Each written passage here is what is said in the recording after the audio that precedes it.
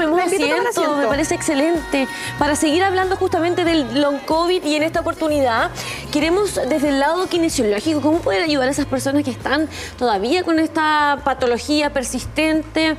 ¿Cuáles son los trabajos que mayormente se desarrollan? Es lo que tenemos pensado con Iván Rodríguez, kinesiólogo, doctor en ciencias médicas y magíster en fisiología humana. Bienvenido. Muchas gracias. Aquí estamos. Sí, bueno, coordinaste la elaboración del primer consenso de rehabilitación respiratoria en pacientes con COVID-19 de la Sociedad Chilena de Kinesiología Respiratoria, lo que significa evidentemente todo este trabajo de rehabilitación en sus diversas etapas, porque hay un tema de kinesiología respiratoria que en este caso que nos gustaría poder profundizar. Sí, bueno, primero muchas gracias por la invitación.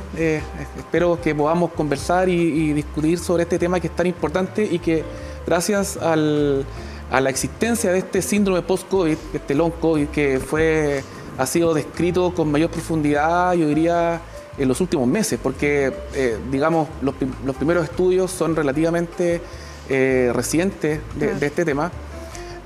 Sí, el abordaje kinesiológico de la COVID tiene un enfoque que es propio del manejo del paciente agudo, subagudo, luego el paciente recuperado.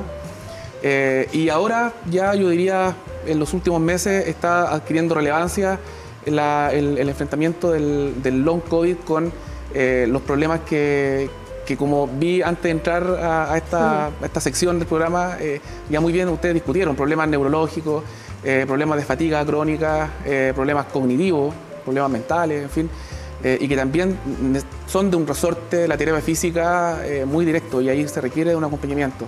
Así es.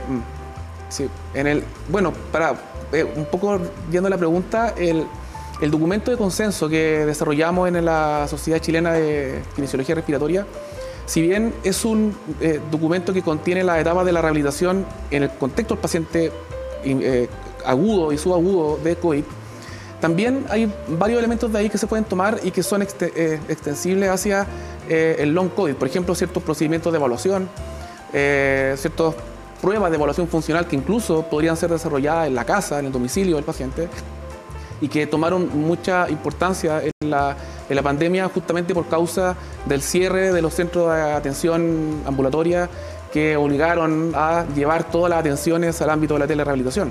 Y también protocolos de rehabilitación y entrenamiento que pudiesen también ser desarrollados en el domicilio del paciente y que hoy en día se adaptan muy bien al contexto del paciente long COVID que como ya sabemos, ¿cierto?, es una configuración de condiciones multidisciplinarias que hacen a ese paciente ser demandante de una serie de atenciones, una serie de abordajes multidisciplinarios, y que si uno puede aportar implementando estrategias de rehabilitación que puedan ser desarrollados y autoguiados, por ejemplo, eso ya es una contribución y es una oportunidad para que los pacientes puedan acceder, digamos, a las prestaciones de rehabilitación que necesitan para el restablecimiento funcional de esta condición que es bastante compleja. Todavía, de hecho, está en estudio muchos de los temas. Hay muchas preguntas todavía abiertas respecto al síndrome de long COVID. Sería súper interesante que nos muestres el escenario de lo que hoy día es y la importancia de la rehabilitación respiratoria. ¿Qué tan crucial se hace para todos los pacientes que hemos tenido y que incluso persistentemente tenemos los síntomas del COVID? Sí. Bueno, la rehabilitación respiratoria está definida como una intervención multidisciplinaria, ¿cierto? Pero en particular en el contexto del COVID es una intervención que comienza desde la etapa aguda. Hay protocolos de rehabilitación que se inician en la etapa de hospitalización del paciente, en aquellos que adquieren la enfermedad en su modalidad o en su severidad moderada severa, y que son específicas de acuerdo a su condición. Protocolos de ejercicio destinados a la reactivación luego de un periodo de reposo prolongado, todo el manejo de la bipedestación de ese paciente, el restablecimiento de la marcha, el restablecimiento de la capacidad funcional que le permita al paciente deambular o caminar o qué sé yo, comenzar a reactivar y a restablecer su actividad de la vida diaria. Y luego, una vez que el paciente ya es egresado y se va a su domicilio, ahí también se continúa con la rehabilitación ya desde la perspectiva de el reentrenamiento de ese paciente, el tratar de restablecer su condición física, su fitness cardiopulmonar, para ya no solamente reiniciar en ese no solamente favorecer el reinicio de ese paciente, las actividades propiamente tal, sino ya ojalá reincorporarlo en sus actividades laborales. Si ese paciente vive en un segundo piso, por ejemplo, pueda subir sin problema y bajar, desplazarse a su trabajo, en fin. El problema de este síndrome long COVID ahora, que es una secuela que no es tan observada en otras condiciones agudas del sistema respiratorio. El síndrome long COVID, por eso fue un fenómeno y que tiene una caracterización independiente, digamos. Se habla de síndrome long COVID y no, por ejemplo, long BRS, por ejemplo, o long influenza, ¿no? Sí. Porque es una condición para la cual no estábamos habituados, los quienes trabajamos en rehabilitación, porque además tiene su inicio algunas semanas después que el paciente es recuperado de la enfermedad. El paciente permanece con cierta fatiga, con cierta disnea, el paciente introspectivamente comienza a desarrollar síndrome de intolerancia ortostática, taquicardia a los cambios de posición, siente que cuando ejercita termina más cansado, es el síndrome del malestar post ejercicio, que se llama. Y eso es algo relativamente nuevo, y es un tema que nos ha obligado a estudiar en específico este fenómeno. Afortunadamente, esto tiene dos caras, una cara positiva y una cara negativa, porque las consecuencias, yo diría, no cognitivas del síndrome long COVID, es decir, las consecuencias respiratorias, cardiovasculares, cardiometabólicas, si se quisiera, han mostrado tener reversión. Como sabemos, como salimos hace pocos meses y hoy un par de años de la pandemia, estudios de largo plazo todavía no tenemos. Los estudios de más largo plazo son de 15 meses.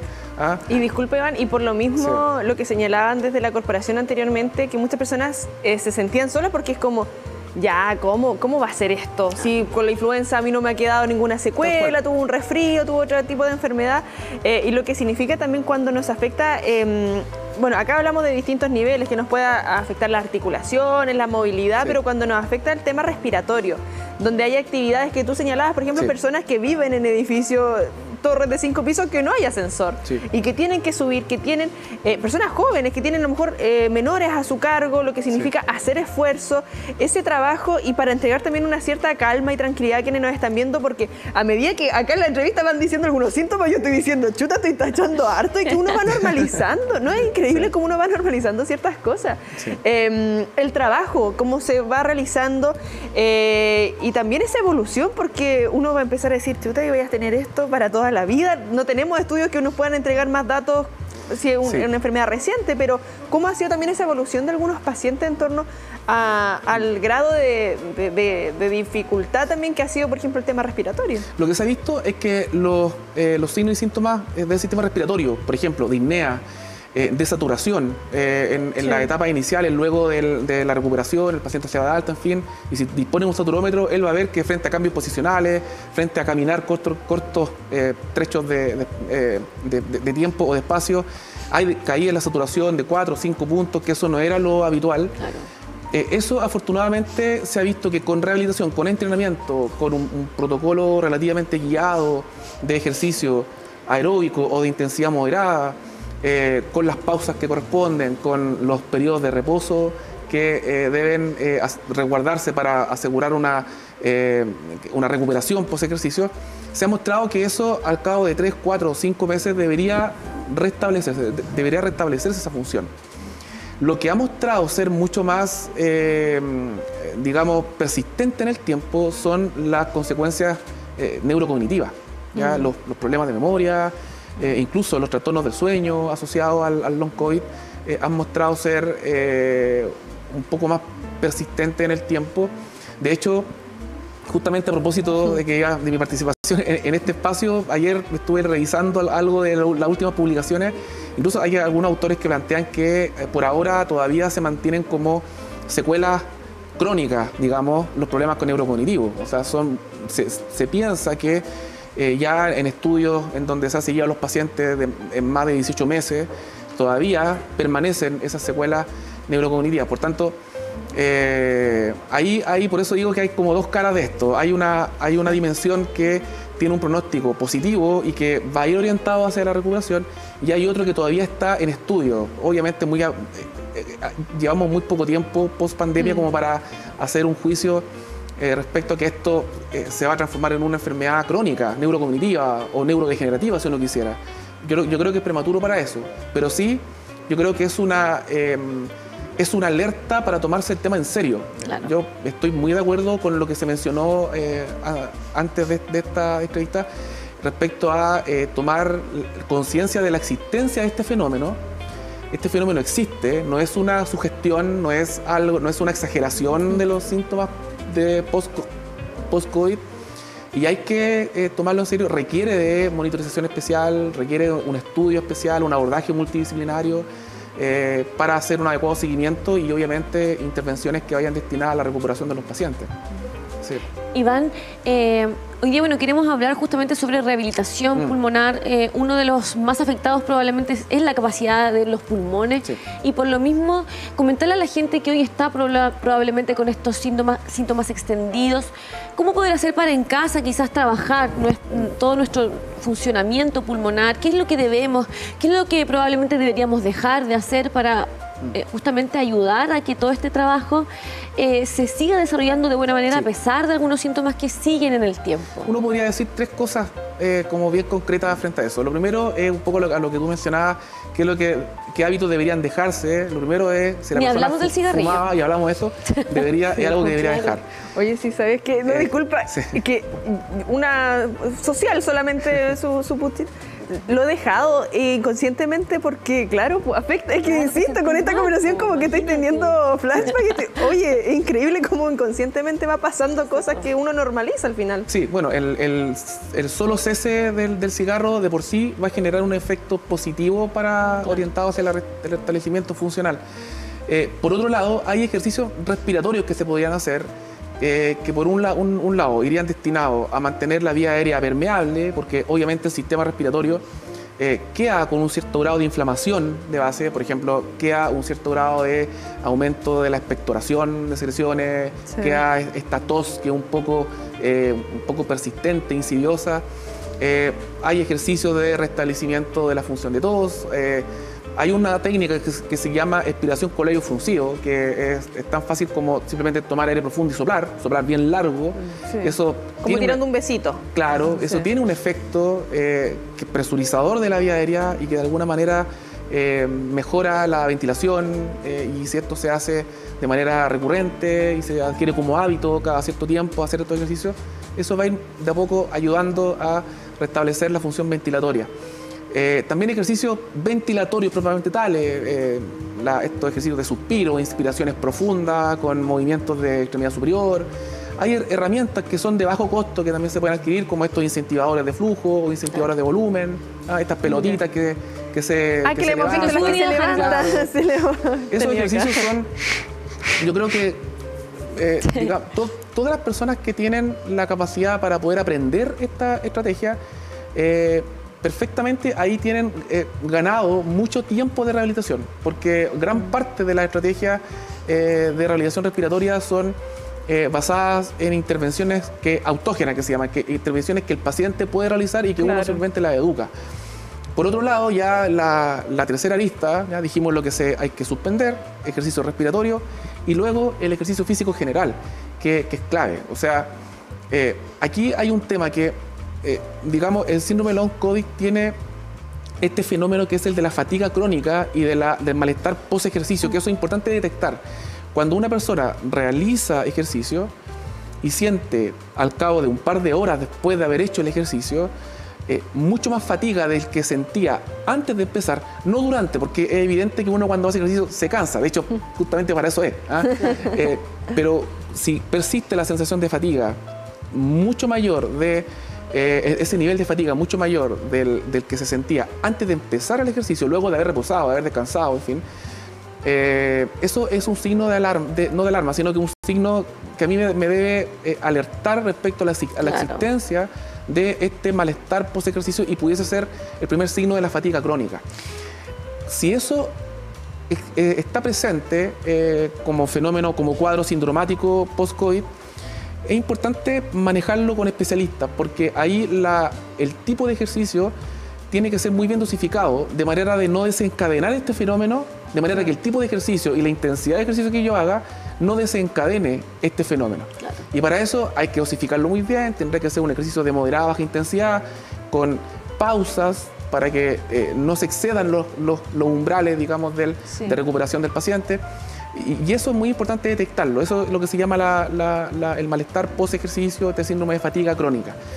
En la gran mayoría de los pacientes que pudiesen experimentar síndrome post-COVID y que puede estar más atribuido a signos respiratorios, de saturación, simplemente a cambios posicionales o taquicardia postural o síndrome de alteraciones ortostáticas, en fin, eso ahí bien se pueden hacer entrenamiento moderado, entrenamiento incluso ya en las personas que tienen un cierto nivel de fitness, perfectamente pudiesen hacer de alta intensidad interválico, qué sé yo. Lo vamos a conversar con un experto deportista y también kinesiólogo sobre justamente el trabajo físico que se debe realizar post-COVID. Ahora, mi pregunta también, y creo que es súper importante conocer detalles sobre este primer consenso de rehabilitación respiratoria que se realizó. ¿Cómo fue la experiencia y qué tan importante se hace actividades como estas para la Sociedad Chilena de Kinesiología Respiratoria y para también generar estudios que puedan avalar y que nos den avances con respecto a estas materias? Fue bien importante porque el consenso lo hicimos el año 2020, estábamos recién entrando en la pandemia. Aquí hay que decir que cuando se desencadenó la pandemia, yo diría que prácticamente todas las sociedades de cuidado respiratorio del mundo y de rehabilitación respiratoria del mundo se movilizaron en la construcción de este tipo de documentos de consenso para dotar a la comunidad y a los equipos de salud de los distintos países de insumos que permitieran orientar de una manera más estandarizada y adecuada a la cultura de cada país y a las posibilidades que cada país tiene, los mejores protocolos de rehabilitación y de enfrentamiento terapéutico desde el punto de vista respiratorio para los pacientes COVID. En el caso nuestro, nosotros elaboramos ese consenso con la evidencia que se disponía en ese momento y establecimos las categorizaciones y los planes y programas de entrenamiento y rehabilitación respiratoria adecuados a la realidad chilena. Es decir, hicimos recomendaciones en el ámbito del paciente agudo, hospitalizado, considerando los planes que hoy en día se hacen en cuidados intensivos por los kinesiólogos, en el ámbito del paciente subagudo, igual, con aquellos protocolos que hoy en día nuestros pacientes implementan en los centros de atención, y lo mismo con la rehabilitación respiratoria ya más bien de largo plazo. Fue un primer consenso, de hecho fue el primer documento que se publicó, yo diría, en Chile en el ámbito de la rehabilitación respiratoria, y fue una guía para los centros de atención en Chile que obviamente comenzaron a recibir estos pacientes y comenzaron a desarrollar las intervenciones. Iván, disculpa, y como para ir redondeando también, porque tú señalabas de acuerdo a la realidad chilena, y a mí inmediatamente se me viene a la mente realidad chilena, invierno, estufa, calidad del aire, ¿cómo afecta también? Y pensando que probablemente, acá tú lo dirás, se agudiza todo esto en época invernal y ya que estamos a puertas de la llegada del invierno. Es importante considerar que se ha visto que pacientes recuperados de COVID quedan con algunos problemas respiratorios posteriores, además del long COVID. Hay problemas respiratorios posteriores, problemas de, dicho en términos simples, de intercambio de gases, o sea, problemas de desoxigenación, de retención de CO2, pueden haber problemas obstructivos también, que quedan residuales luego de la recuperación y que evidentemente por causa de la disminución de la temperatura, el uso de leña, el aumento de material particulado 10, material particulado 2,5, que es este smog que uno ve en el aire por causa de la calefacción a leña, eso va a desencadenar obviamente cuadros inflamatorios en el sistema respiratorio y un aumento en la predisposición a la adquisición de contagio viral, digamos, de este caso VRS, influenza, que es lo que hoy en día nos tiene complejos. Por eso, bueno, las recomendaciones son, en la medida de lo posible, ¿cierto? Reducir el uso de estos elementos de combustión, sobre todo leña, si es posible, ocupar quizás pellet u otro, o la calefacción eléctrica, que bueno, es más caro, pero también son buenas alternativas para cuidar el sistema respiratorio, sobre todo en el contexto de pacientes recuperados de COVID y sobre todo en aquellos pacientes vulnerables, personas mayores, o niños, por ejemplo, que son los que más sufren en esta época del año. Sí.